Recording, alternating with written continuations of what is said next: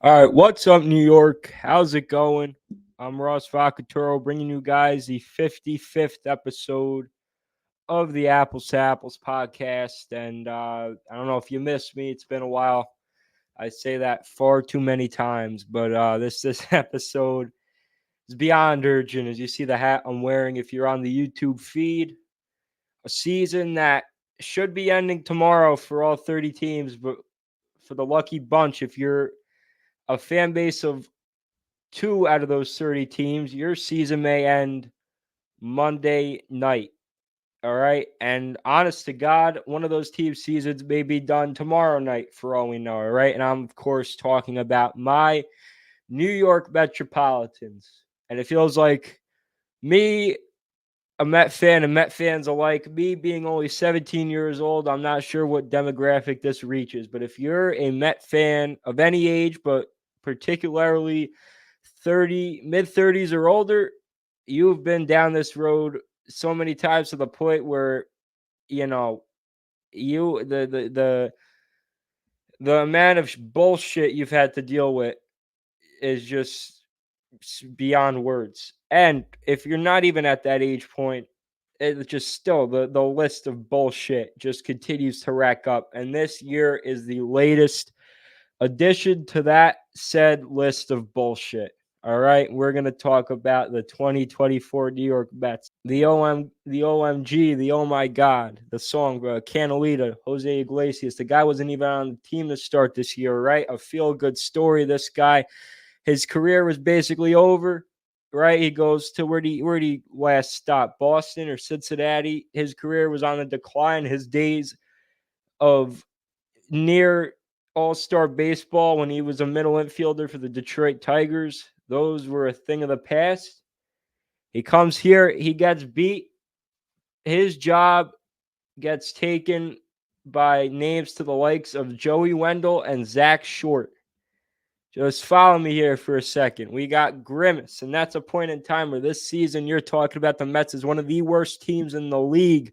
They had that fat blob piece of shit from McDonald's, Grimace, throughout the first pitch, right? And it was a feel good story, and they did some winning, and they took a fun little story and ran with it. So much so you could find the exclusive singular purple seat in the Coca-Cola corner at Citi Field. You might not be able to do it this year because I doubt they're going to have a fucking postseason game to play there. Hell, they might not have a single postseason game, period, but we'll get to that. You got the Hawk Tua girl. If you happen to go to one of three games at Citi Field against the now defunct Oakland Athletics, so they got one game left in existence before they become the lone, just the flat out Athletics playing their home games at Sacramento. But if you got to see one of the final three Oakland A at New York Met games in MLB history, you got to see Hawk Tua girl throughout the first pitch. That also happened to be camp day in front of a bunch of kids under the age of 18, where that took the not only the Met fan base, but the entire baseball fan base, gave them a talking point. That's fine, whatever. You know what? People like me, you share a laugh over it. And for people like Steve Cohen, you say, you know what? That's why he's a businessman. He takes shit that's trendy.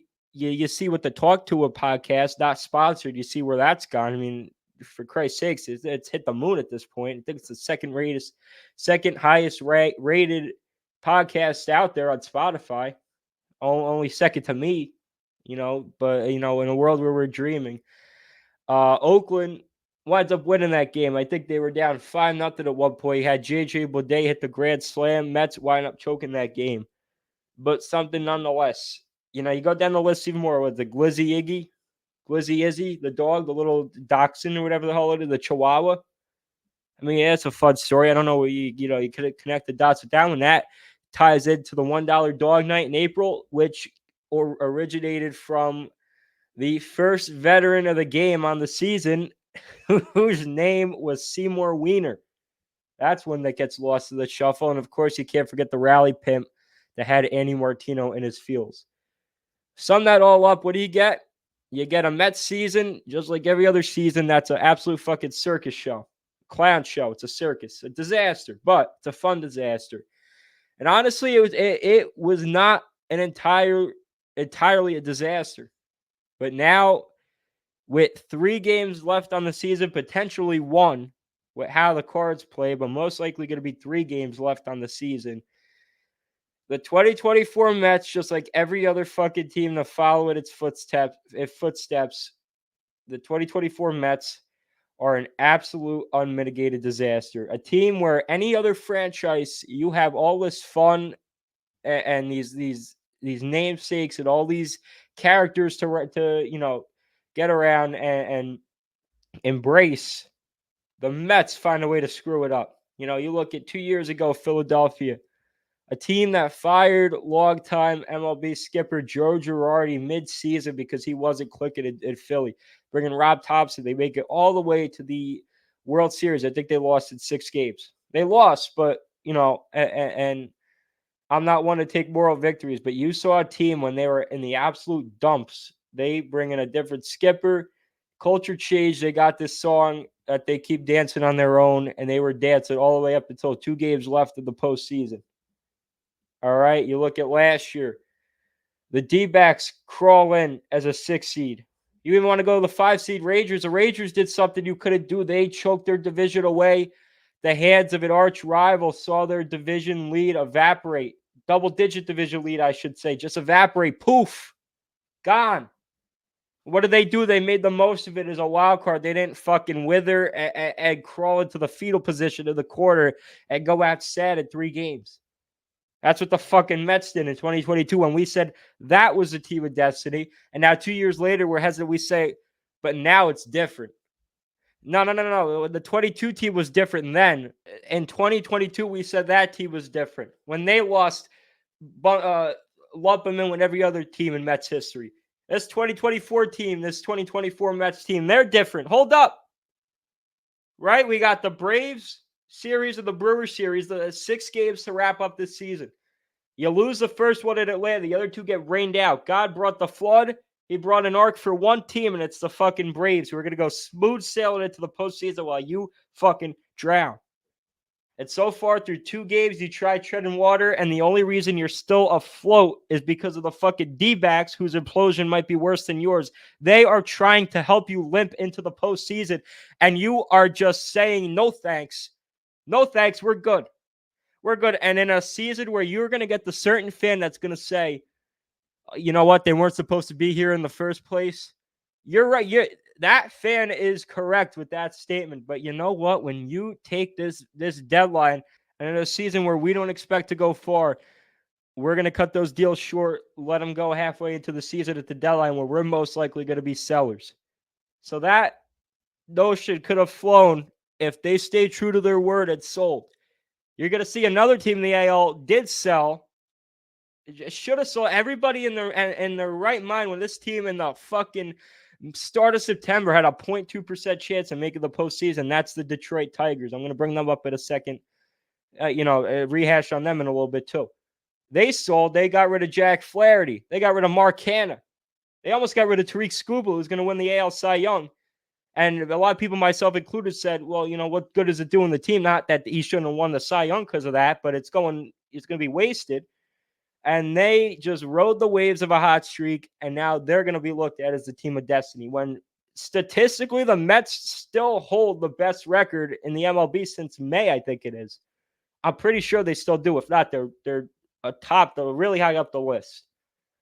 But a team that changed their MO going into the year said, went from a team that was signing these bridge deals just to flip them at the deadline and expected to do nothing. Instead, they bring in Jesse Winker, which I love the deal. And aside from that Orioles walk-off, which is absolutely electric, he's been dog shit. All right? Essentially every bullpen has been dog shit. Right? Braziban couldn't find the strike zone, like if it was water, if he fell out of a boat. Stanek has great stuff, but he's just been a bomb. And Maton's been all right. And Maton's been the biggest hit in the deadline. He's been good in most spots, all right? You didn't have that needle mover like the Braves at 21 went out, got Duvall, Soler, Peterson, and Rosario, and they wound up being a catalyst for the World Series. All right? They played the middle game where you didn't sell and think big picture, or you didn't go all in and get that needle mover. They just stayed complacent. They just stayed true to the middle ground, and they essentially made no fucking progress whatsoever. They're directionless, all right? And when you have a direction, you say, at least get to the postseason. I don't expect you to win the whole damn thing, even though the Padres and talking about at least the pennants, the D-backs or the Phillies were able to. I'm not saying I'm expecting you that this postseason run is a failure if you don't, but just get into the damn thing. The reason you bought and you're looking at right now, you look so fucking deflated. You might not even make the postseason. And a Tiger team that tanked got in no problem right in the waves of a unbelievable month of September. All right.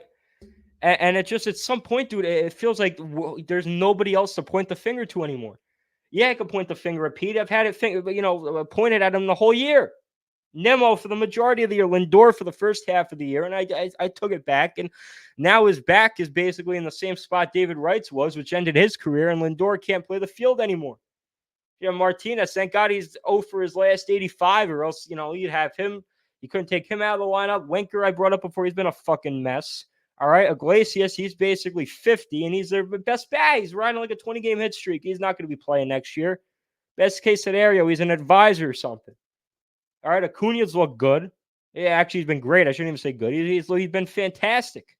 Thank God they started him yesterday.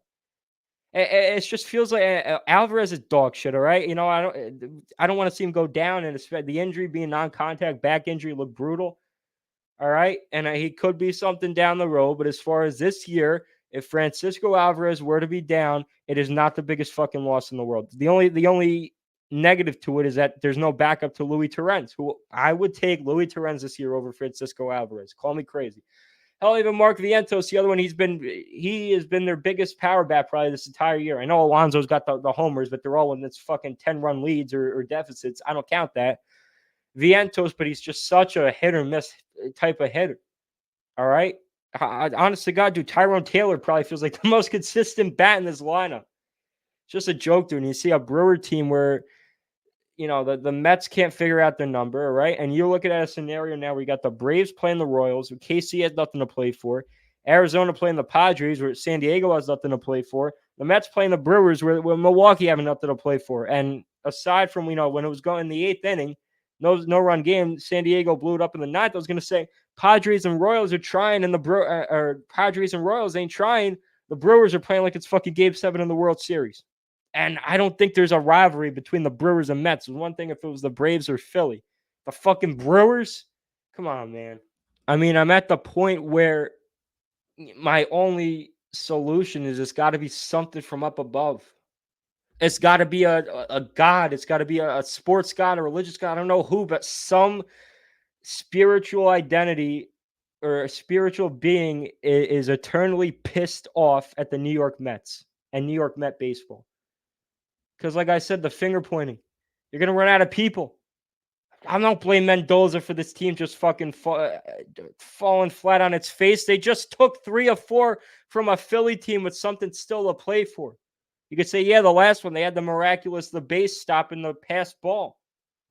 You know what? Maybe that's like Namath with the Namath curse. Namath selling his soul to win the ring in the 60s, and the Jets are a disaster ever since.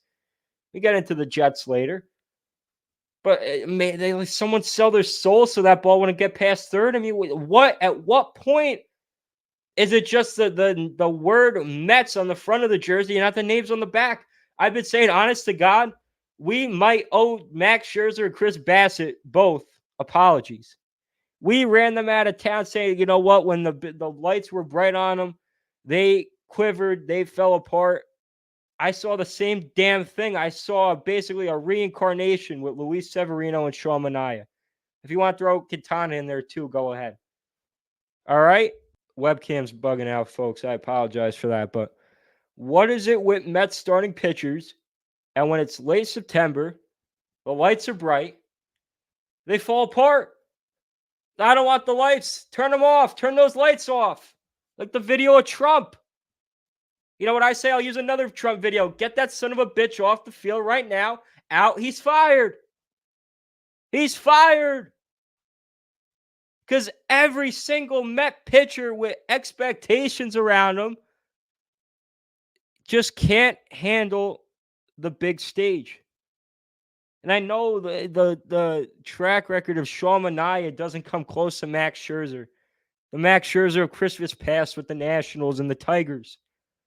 Hell, Max Scherzer's regular season of 2022 was the best ERA he's ever had in a season. He was money.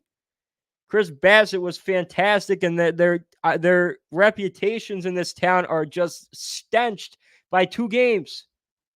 Is Severino and Manaea, they're going to get that same treatment? They should. Because if you want to say, well, Scherzer was making all that money, Bassett wasn't.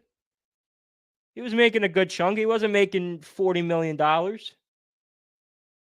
So how come we get on Scherzer and Bassett? These two are going to get off, ski clean. I don't know. And then the bullpen and Reed Garrett, anytime he comes into the game, you might as well get that white flag out. You start waving it because that's when they're waving it themselves. They know that game's a lost cause. Ottavino's no different. All right. I mean, who do you, the Young brothers? They're not even brothers. They're both shit. That's the only thing they have in common.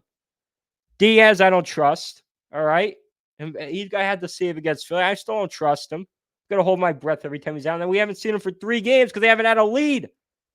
The only 3 runs they've scored in the last 3 games were Mark Vientos. Oh, my God. And you want to blame the Ramon De Jesus for the loss on Friday night? Go ahead. Go ahead. Well, Alvarez at the bases low. What was he going to do? He's going to fucking chase it at strike 3 anyway. My God, it's just missed opportunity after missed opportunity. And I got to see Pat Murphy today talking about, well, tomorrow they're going to tank. They're going to throw all their bums out there from the bullpen. If I'm going to tell you, this is going to be, I don't know if we've had a combined no-hitter this year. If that's the case, you're going to see the first one this year because the Mets, they are going to find a way to downplay a bunch of guys who are DoorDash drivers in their spare time. You're going to probably see Robert Gazelman. We'll find out he's still in the league. He comes in the 4th and 5th tomorrow because they're tanking tomorrow. Murphy outright said they were trying these last 2 games. Why? Why were they trying? I don't know. You know as much as I do. And a Royal team where they're not trying. Padres, the Mets' asses were saved tonight because the Padres, that lineup they threw out there, they had Nick Ahmed and David Peralta playing against the Arizona Diamondbacks. I felt like I was in a reverse universe. This guy, AJ Puck, I think it's pronounced Puck. Arizona brought him in. They got rid of that guy, De Los Santos. People are saying he's like the modern day Barry Bonds. And that might be a little hyperbole, but he's a damn good prospect. And they got rid of him for Puck. And Puck goes on to give up a 2-run homer to Kyle Higashioka. Gives up a homer to a guy, Lockjaw or some shit. It's his first homer in the majors. And he gave up another 2-run shot to Donovan Solano. I mean, the only reason the Mets are still in the hunt is because Arizona's implosion is somehow worse. Dude, Arizona still has the best record since the All-Star break. Or maybe not anymore with Detroit. They're damn high up on that list. Honest to God, I thought San Diego and Arizona were a foregone conclusion to be the 4 and 5 seeds interchangeably. San Diego stayed par with the course, and just Arizona, I don't know what happened. That lineup is stacked to the brim, right? Jock was brought in as a bench bat. He wound up being the 3-slot hitter. Corbin Carroll, obviously, his second half, he took off. His first half was one to forget, but his second half, he's been great. Eugenio Suarez has all that pop in his bat. They lost Christian Walker. They replaced him with Josh Bell, who's been on a tear ever since he got there. Ketel Marte missed a little bit, but for the most part, he was an underdog MVP candidate. I mean, I don't know. I guess it's the pitching. The bullpen's a mess, right? Paul Sewald, AJ Puck. I don't know. They DFA'd Dylan Floro. Scott McHugh. Listen, man, they're the only reason the Mets are still in this because D-backs stayed on their winning ways. This would have been over a week ago. And it's a damn shame because I talk about we're running out of people to point the finger to. And it might just, at the end of the day, something inexplicably just demoralizing this franchise that I don't know. I'm not even trying to be fucking funny. Well, I genuinely want to know why Joe Beningo said it. Change the players, you change the manager, you could change the owner, you could change the general manager, you could change the park, you could change the logo. It's always going to be the same old Mets. That's how it is. You want to be a laughingstock? You are on the verge of being swept out of the water by a team that hasn't had anything to play for a week and a half. And I know they've been trying. Hell, they lost Sal Frelick diving for a ball in foul territory. He hit the one spot where there wasn't padding. I don't know how long he's going to be out for, but he needed help. He took like 10 minutes to get off the field. He needed help getting off the field. I mean, they for damn sure were trying. And then, add insult to injury of all people to walk it off for the Braves tonight, and let it be Travis Darno. It's just a cycle of misery, dude. It really is. And I hate to come on here and cry a river. There's only two teams, two franchises that I think have it worse than the Mets. That's the Minnesota Twins and the Seattle Mariners. Minnesota with a collapse of their own. I mean, it felt like them and the Guardians were a two-headed monster for that AL Central race. You want to throw Kansas City in there too. Then all of a sudden, Minnesota just got bitched out of the playoff spot by Detroit out of nowhere. And Detroit, by the way, you want to talk about teams of destiny. You want this whole run with the Mets and these characters. Detroit needed a month to, separate themselves from the rest of the bunch. And honestly, I look at them as a dark horse to win the whole thing. It's about where you play your best baseball. You look at 2022, the Mets, they were a 3 and done because they played their best ball in the first 2 months of the year and they limped in the final month. And then they had the fallback of the wild card. That was for the division. They had the fallback of the wild card. This is life or death. And you're going to let Spencer Schwellenbach and Frankie Montas and Joel Payampas bitch you around. Are you kidding me? It's just the same old Mets, as Craig Carton would once say on when he was with Carton Roberts. But I mean, listen, there's a whole mapped out scenario. I think they need to have one more win than the D. So if they win tomorrow and the D-backs lose, they're in. If all three of them win, then I think they got to win one game in Atlanta. If all three of them lose, they got to win one game in Atlanta. I think the only scenario, and I could be wrong on this, the only scenario they clinch tomorrow is if they win and the D-backs lose. I don't think it has any involvement with Atlanta. If that doesn't happen, you're staring down a 2-game set against basically your kryptonite. You're not even Superman. You're fucking Clark Kent, if you're lucky. You're going up against Spencer Schwellenbach, who you couldn't hit a beach ball off of, and Chris Sale, who might fuck around and win the NL Cy Young. Everybody thought you had the dark horse coming from the AL East to the NL East. Dark horse Cy Young candidate. It wound up being from the Red Sox to the Braves. And Chris Sale, who's having a resurrection season. So it's brutal, man. If you ask me, and I know I've said it far too many times, so for me, it's meaningless. But this season's on life support, and it's a joke when they had control of their own destiny. There's a team whose season should be on life support. And Arizona's probably thinking the same thing too. They probably pulled the plug already. All right? Atlanta, you had them on the ground. You had them done. You took your foot off the gas. You almost slayed the dragon. And you let him get free. It's just, Hulk Hogan, what you going to do, brother? You got bitched around by your rival, a big brother. Come around, take all your shit, and kick you out of the wild card spot. What do I know, dude? Let's talk some football. And Yankees clinched the 1 seed. Let's talk some football. Jets up against the Broncos. Coming up 1 o'clock. Aaron Rodgers' first day game in MetLife as a Jet, believe it or not. And you look at a Jets team where I think people are finally giving them their respect. They took care of business against New England, a team you had to take care of business against. Primetime Thursday night. Rodgers made them look silly, and I know it's New England, but you beat the teams you got to beat, and they did just that. Right? You take the game against Tennessee. I don't think I've done an episode since the game out in Tennessee. Will Levis just can't get out of his own way. Was that game a little too close for comfort? Sure, but you walk out with a win, and then you see what you followed it up with in New England. So I think no harm, no foul there. And listen, you got a Bronco team. I think this is the biggest point spread for them where they're favorites in a long ass time. I think I saw somewhere like 2015 being 7.5 favorites at home, playing host to the Broncos. Which, by the way, I did my pick 'em. I picked Denver to win. Kind of a little reverse psychology of the last 2 years. Jets go out to Mile High and whoop the Broncos around. The second game of which was looked at as kind of like a revenge spot for Sean Payton, talking all that shit about Nate Hackett. And, kind of the tides reversed now where you got a guy going from the Jets to Denver. Well, 2, by the way, John Franklin Myers, but you got Zach Wilson out there too. And I know he's not going to be under center, but he's going to be on that sideline. And damn well there's going to be some incentive there for them to whoop the Jets' ass. So just and The last 2 years was out in Denver. This time they're coming over to the Meadowlands. So I definitely think Denver will cover, but I got a little ballsy. I took Denver to win it outright. As far as the Giants, man, they got a star.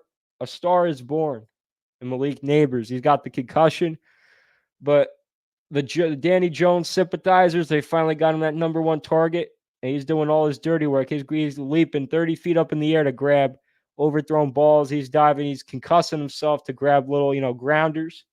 There's the whole thing about his clutch gene on fourth downs and big spots. This team's not going anywhere to the point where you got to worry about clutch conversions. I think overall you got to be happy that this is your first bona fide wide receiver one since Odell Beckham Jr. And I don't think it's a coincidence that they're both from LSU. Everybody calls OSU, wide receiver university. They may have may have more quantity. I think LSU's got more quality. Obviously, Jay Jettas, Chase, OBJ, Nabers. You want to throw Jarvis Landry in there. They got more quality. And, if you want to make the debate, they should have traded up for Jaden Daniels, Drake May, maybe. I'd still probably agree with that notion, but at least they didn't whiff, and they didn't whiff with Nabers. It's looking like so far. They lose the game, but I think I took more out of that Dallas is vulnerable this year than the Giants are competing. I think their season's already a lost cause. I mean, hell, they barely escaped out of a win with Cleveland. They fumbled on the first play of the game. I think it was Eric Gray, and Cleveland ran right in, but Deshaun Watson's a mess in his own right. They tried giving that game away. So I think, the Giants are just dead men walking, but you got to be happy with what you've seen out of Nabers and just overall, you pick and choose where you get, you take your wins. And, listen, I think Nabers in his own right is more of a bright spot than anything you had last year. The season from hell, Saquon, his final season, he didn't give you much. All right. Kayvon, I guess you want to say a little bit of a disappointing season compared to his rookie campaign, a little sophomore slump, the whole drama with Evan Neal with the flipping burgers. Malik, at least he got something to smile about. And just overall, their season's pretty much in the dumps already. But at least the Jets got some hope. Giants, they're done with the Thursday night. So who they go? They play Seattle next? I'm not sure.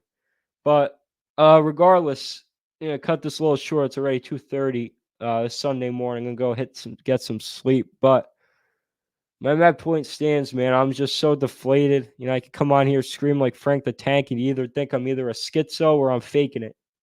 I'm just gonna say I'm shooting you straight. I'm numb to it. I should be more numb to it. Should expect it for the major percent of it. I do, to the point where I say so much that I expect them to collapse that it's meaningless. But, here we are. They did collapse. Not yet, but they are collapsing. They're in the process of a collapse. And knowing the Mets franchise, not this 2024 Met team specifically, just the overall plague around the Mets franchise, this collapse will be complete. And it's going to cap off with a 2-game sweep in Atlanta. And with them on the outside looking in, kind of like that Squidward meme. You hear Josh Hart talking about it with Brunson and Hart dancing with Mikal Bridges looking outside with those two having fun. Well, all three of them are together. But that meme is going to be recreated when you got the Mets inside looking down on the Braves and Diamondbacks, basking in the joy of 2 wild card series on the road. And I think that's how how the cookie's going to crumble. It's a team that had destiny in their own hands, and they still found a way to let it slip.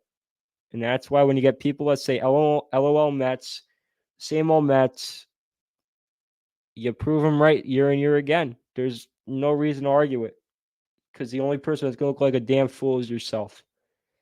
So that's where I'm going to leave it at. All right. Hopefully by the time I put out another one of these, we get some clarity on who's in, who's not.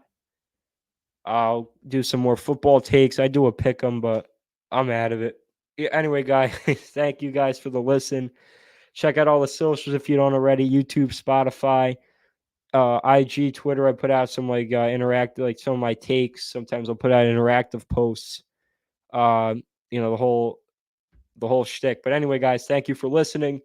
Thank you for watching. I will see you next episode of the Apples to Apples podcast. See you guys.